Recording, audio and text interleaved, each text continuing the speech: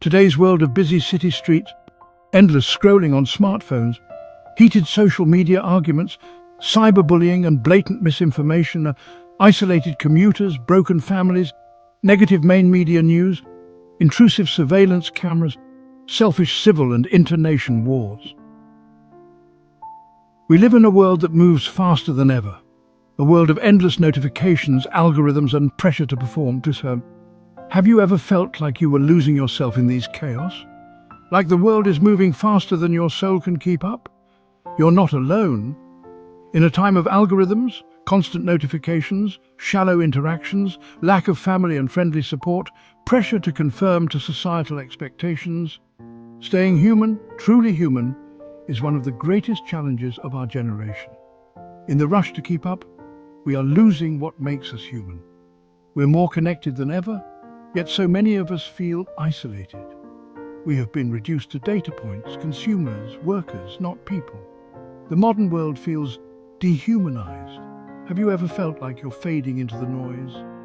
Like your thoughts are drowned out by a million voices, screens and demands? You're not imagining it. We're living in a time of hyperconnectivity and emotional disconnection.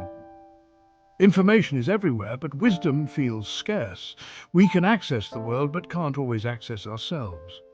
As we sprint through an age of AI, automation, hustle culture, and algorithmic thinking, staying grounded, staying human, might just be our most urgent mission. So what do you do when everything around you wants you to numb out, speed up, and lose yourself? You anchor, you resist, you remember who you are. Today we're unpacking 10 powerful human-centered values, secular, universal, deeply human, to anchor you in a world that's rapidly becoming less human. This video isn't about religion, dogma, or ideology. It's about something much deeper. You. It is about your mind, your heart, your identity, your humanity. By the end, you'll walk away not just inspired, but equipped, with tools to protect your mind, live with purpose, and stay grounded in what really matters. You'll feel clear, empowered, rooted. So take a breath. Let's begin. Noise is constant. The internet, ads, music, debates, drama. But silence isn't emptiness. We live in a culture that equates silence with awkwardness or inefficiency, but silence is where real healing begins. It's where thoughts untangle and emotions rise to the surface, not to overwhelm us, but to reveal us. Silence is where you find clarity. When was the last time you sat in stillness without trying to be productive, entertained, or distracted? Silence reconnects you to your own voice. Not the voice of influencers, bosses, or politicians, but your voice. That whisper inside you that says, "This is who I am, this is what I need." Science backs it up. Just 10 minutes a day of silence, absolute silence, can lower blood pressure, reduce anxiety, improve memory, and restore mental energy. When you allow yourself time to unplug, even 10 minutes a day, you reconnect to your own thoughts, your creativity, your values. So what steps can you take to get your me moment of silence? Designate 10 minutes each day as digital silence. No phones, no earphones, no screens, no talking, just you and the quiet. Go outside if you can. Let the world slow down around you and notice how quickly your soul catches up. You don't need more noise to feel alive, you need space, and silence is sacred space. Multitasking is dividing us. We're losing the ability to truly pay attention. Notifications interrupt us, and before we know it, we have trained our brains to expect distraction, to crave it. But deep attention, that's a superpower now. Our brains are being trained to multitask, but true depth happens in attention. When you give something your full presence, fully, wholly, you don't just understand it, you transform it, you transform yourself. The greatest breakthroughs, the richest relationships, the most profound joys, they don't live on the surface. They require depth. You cannot build anything meaningful with fractured focus. Love, art, mastery, understanding. These things bloom in stillness. Attention is not just about productivity, it's about connection. With people, with purpose, with your own mind. The world profits from your distraction, but you benefit from your attention. Decide today to take it back. Pick one task today, just one, and do it with complete focus. No phone, no background noise, just presence. Notice how different it feels. How you feel. Because when you learn to pay deep attention, you reclaim something sacred. Your life experience. Not skimmed, not rushed, but fully lived. Let the world be noisy, let the world be fast. You? Be present. That's where the beauty is.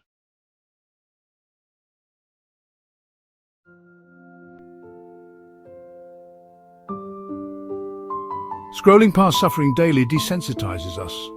Every day you scroll past suffering. Headlines of war, hunger, malnutrition, disease, violence, climate disaster, poverty, injustice.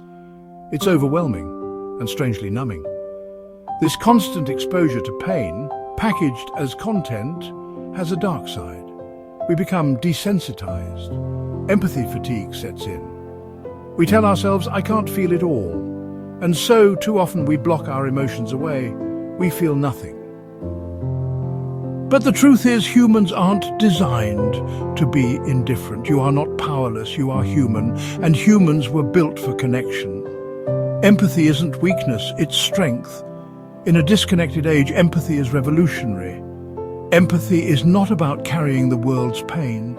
It's about refusing to let your heart harden. It connects us, grounds us, and makes us act. It's about staying soft in a culture that rewards cold detachment. What does empathy look like in real life? It's eye contact. It's listening without fixing. It's holding space for someone else's story without judgment. Empathy doesn't require grand gestures. It starts with small, consistent choices. Ask a friend how they really are and wait for the answer. Tip generously. Write a thank you note. Apologize first. These moments ripple outward, because when one person feels seen, they're more likely to see others. Empathy is contagious, but so is apathy. Which one will you spread today? Where can you start your empathy deed? Perform one intentional act of kindness today that requires emotional presence. Not just a favor, a connection. Be fully there. You'll be surprised how deeply it restores both of you. Don't shut down, but lean in. Your heart is not too small for this world. It's exactly what this world needs. Talk to people in person. Volunteer. Listen. Make someone feel seen today.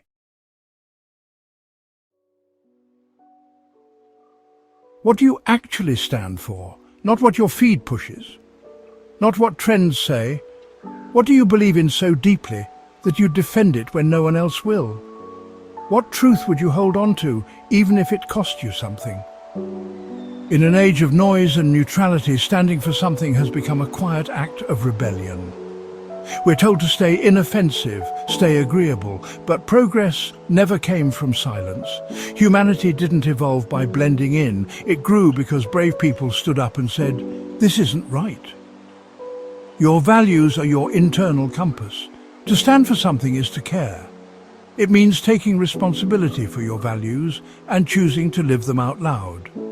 If you haven't written them down, start now. Common examples include integrity, kindness, freedom, creativity, loyalty. Make decisions from those, not vibes or likes. Take responsibility for your values and choose to live them out loud. Be grounded in them. Let your actions speak. Be consistent when it's unpopular. Be kind when it's difficult. Be brave when it's easier to stay quiet. History remembers those who stood up, not always the loudest, but the most authentic. The ones who refused to look away. The ones who acted when it was easier to do nothing. Learn to speak up on issues. Volunteer to help. Share your resources. Do not block those who seek your help. Do not ignore them. Do not turn them away. And most importantly, embody that value in your daily life. Let people see where you stand, not just in words, but in your choices and actions. Because in a world of drifting identities, standing for something doesn't divide us, it defines us. And it reminds others that they too can stand, not just for themselves, but for each other. Stand for something, for someone, for what's right. That's how change begins, with one steady voice in the middle of the storm saying, "Enough, we can do better." In the words of Bob Marley, get up, stand up for what is right. That is how we humanize ourselves again. In a time of hyperconnectivity, we are paradoxically more disconnected than ever. We have thousands of followers but feel unseen. We send messages but struggle to truly communicate. We post pictures of our lives but often feel painfully alone inside them. We receive likes from people who don't like us. There's pressure to perform online, to appear polished, perfect, successful. But real life isn't curated. It's messy, honest, vulnerable. Here's the truth. Connection is not the same as contact. It's not about how many people you can reach. It's about how deeply you let someone in. Real connection requires risk, vulnerability, presence. It's not always clean or comfortable. It asks you to put your phone down, look someone in the eyes and say, "Here I am, this is me." And when someone does the same for you, something sacred happens. You remember that you're not alone in your fears, your questions, your quiet hopes. You recognize yourself in the reflection of another soul. We're social creatures, wired for warmth, eye contact, laughter that shakes the whole body, long walks with no destination, shared silence that says more than words ever could. Choosing real means choosing depth over aesthetics, connection over applause. And when you nurture these connections, you don't just feed your heart, you create a net of humanity that catches others too. Because in this world, the most radical act isn't independence, it's interdependence. Choosing to belong, to show up for each other, to build the kind of bonds that algorithms can never replicate. Try this. Post less, live more. Reach out to someone today, not through a like or emoji. Call, write, invite, reconnect. And when you're with people, practice being fully there. Park your phone, switch it off, airplane mode. One conversation at a time, rebuild the lost art of true presence. The most human thing you can do is connect. And sometimes that starts with simply saying, "I missed you." You don't need more followers. You need real friends. You don't need more messages. You need more meaningful moments.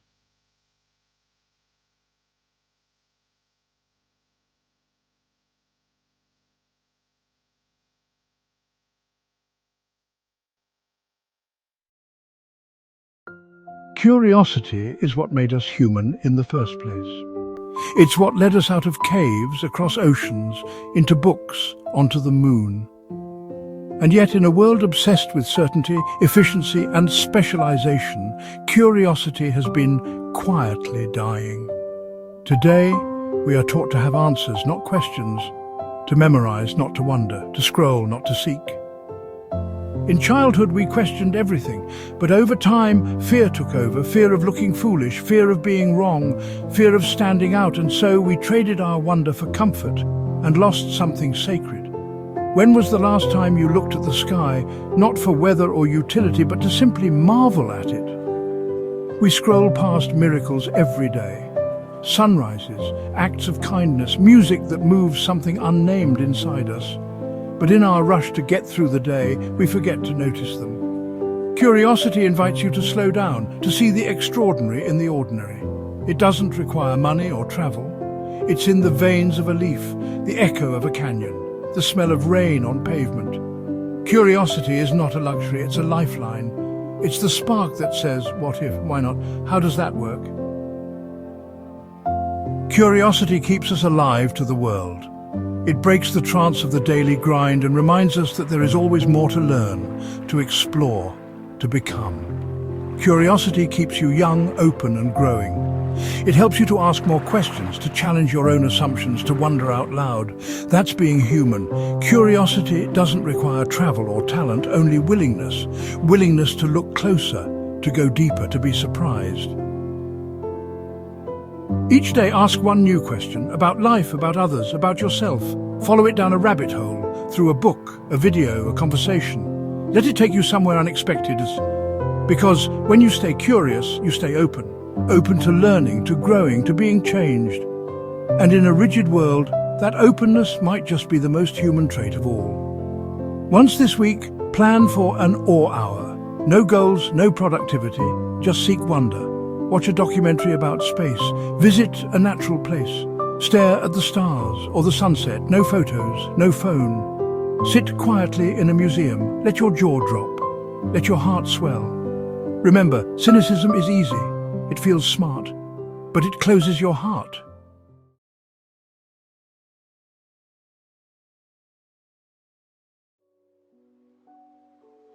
We live in a world that often rewards cleverness, ambition, dominance, but beneath it all, what we truly crave isn't sharpness, it's softness. Radical kindness is not weakness, it is strength with open hands. It is the decision again and again to meet the world not with fists but with grace. And it's radical, not because it's loud, but because it's rare. In a world of algorithms and agendas, to choose kindness, deliberate, uncalculated kindness, is a revolutionary act. It disrupts the cycle of fear and mistrust. It slows the spin of cynicism. It reminds us that there is still warmth in the world, still goodness worth spreading. And no act is too small. A smile, a thank you, a listening ear, a refusal to gossip, a choice to forgive, a moment of patience when anger would be easier. These things seem minor, but they matter. They ripple outward in ways you may never see. Because when you are kind, not performatively but sincerely, you give others permission to do the same. Each day, look for one opportunity to practice kindness where it is not expected, where it is not required, where no one is watching. That is where real change happens, in the unseen, unposted, unpaid moments. Be a source of light in a tired world, not because you have to, but because you can. Kindness isn't a trait, it's a practice, a decision, one that over time makes the world and you more whole. Reach out, go deep. We live in a world that runs, that rushes, that glorifies the hustle. We wear busy like a badge, as if exhaustion is a sign of importance. But somewhere in the blur, we forget what it means to actually live. Slowness is not about doing less, it's about being fully present for what matters most. When we rush, we skim the surface of life. When we slow down, we dive deep. Slowness is radical in a world addicted to speed. Fast isn't always better. Many times it's shallower.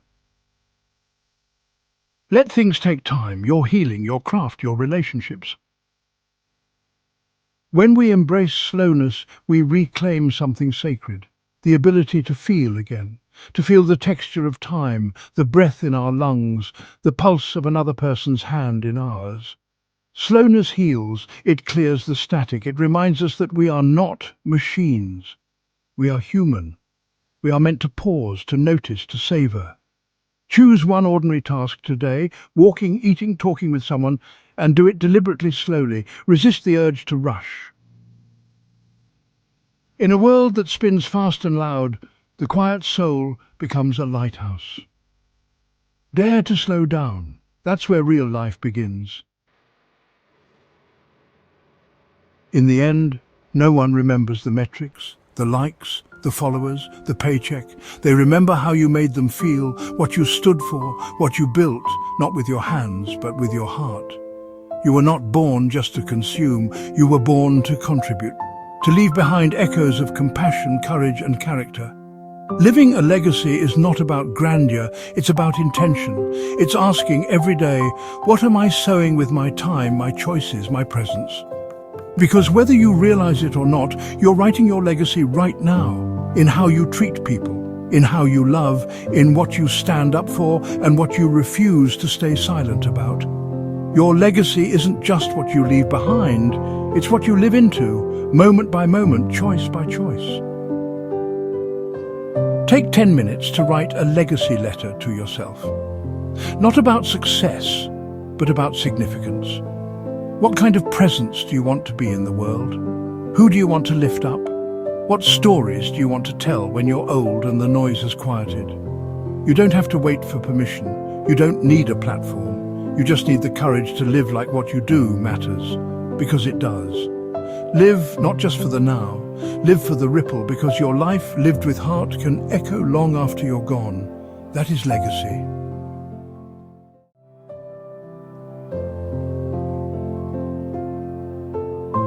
You've made it to the end, but this isn't the end. This is a beginning of choosing presence over pressure, meaning over noise, depth over speed. The world will keep spinning fast, but you now know you can walk slower, breathe deeper, live fuller. And if this journey stirred something in you, if it challenged you, grounded you, or gave you hope, don't let it stop here. There's more to come, more questions worth asking, more truth worth exploring, more you worth discovering. So if you're ready to keep walking this path of growth, wisdom, and wholehearted living, subscribe. Not for the algorithm, not for the numbers, but because we're building something rare here, a space for humanity, not just content. Hit that subscribe button, and when you do, know this: you're not just joining a channel, you're joining a movement. One person at a time, showing the world that stillness, integrity, compassion and courage still matter. Let's keep going, together. Thanks for watching.